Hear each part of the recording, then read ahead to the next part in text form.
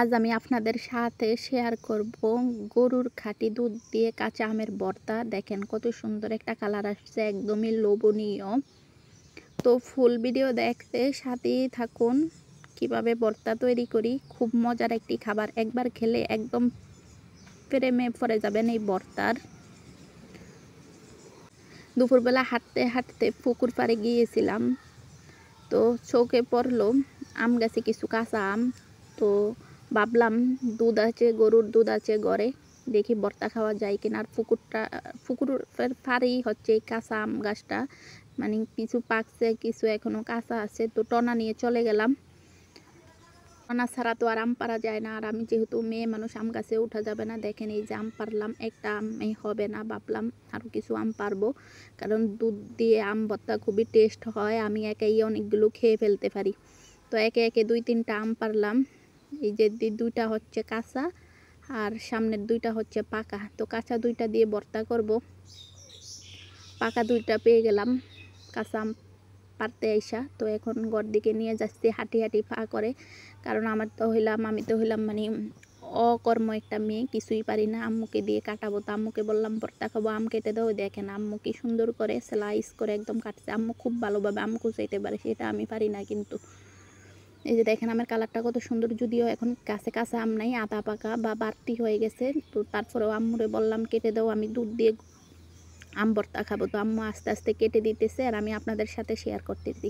আর আপনাদের কোন কোন অঞ্চলে গরুর দুধ দিয়ে আম ভর্তা খাওয়ার প্রচলন আছে অবশ্যই কমেন্টসে জানিয়ে দিবেন। আম কাটতেছে, আম্মু আম কাটতেছে আর আমি বসে বসে ভাবতেছি আম্মুর মেয়ে আমি, কিন্তু আম্মুর গুণ তো 100 ভাগের 1 ভাগও আল্লাহ আমাকে দিল না।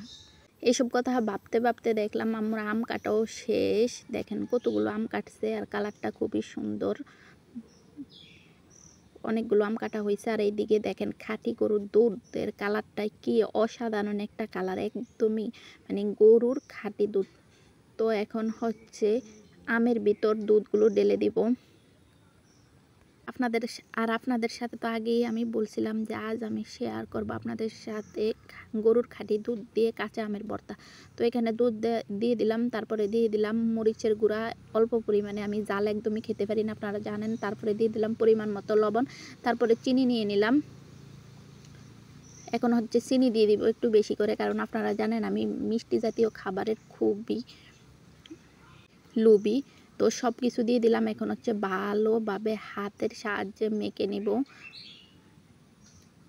মেখে নিব ততক্ষণ পর্যন্ত যতক্ষণ পর্যন্ত একদমই সফট না হবে। আর দেখেন কালারটা কত সুন্দর আসছে। আর মাখতে মাখতে আমার চোখে পড়লো তাল মিশির মতো একটা চিনির দানা, সেটাকেও মিশিয়ে নিলাম। আর আমি ভয়েস দিতে দিতে দেখেন চারপাশে পাখির কিচিরমিচির শব্দ আমার কাছে খুবই ভালো লাগছে, হয়তো বা আপনারাও শুনতেছেন পাখির কিচিরমিচির শব্দ। আরও একটু কষলানো লাগবে, কারণ হচ্ছে এখনও ভালোভাবে সফট হয়নি, আর একটু সফট করে নিব। দেখেন কত সুন্দর একটা কালার আসছে, মাশাল্লাহ। আপনারা কেউ যদি খেতে ইচ্ছে হয় চলে আসুন, আমি আপনাদেরকে বানিয়ে খাওয়াবো। তো এখন হচ্ছে আমি একটু খেয়ে টেস্ট করে দেখবো। বিসমিল্লাহ, অনেক মজা, অসাধারণ, যার কোনো তুলনা হয় না। আপনারা আমার মতো ট্রাই করে দেখতে পারেন, একবার খেলেই একদম প্রেমে পড়ে যাবেন, বারবার খেতে ইচ্ছে করব। মুখে স্বাদ লেগে থাকার মতো একটা ভর্তা। তো আল্লাহ হাফেজ, আজকের মতো বিদায় নিচ্ছি এখানেই। ভালো থাকবেন, সুস্থ থাকবেন।